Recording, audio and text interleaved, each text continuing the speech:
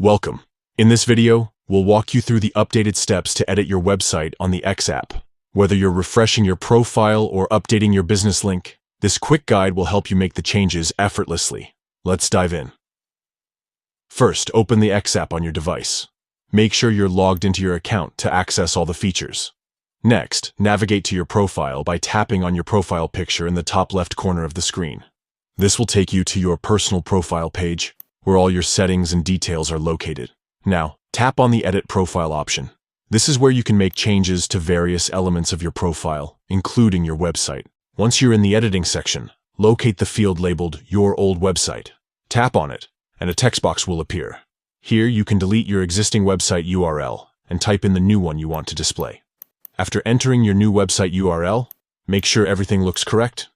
Double-check for typos or formatting errors to ensure visitors can access your site without any issues. Finally, tap Save to confirm your changes. Your updated website link will now be visible on your profile for everyone to see. And that's it. You've successfully edited your website on the X app.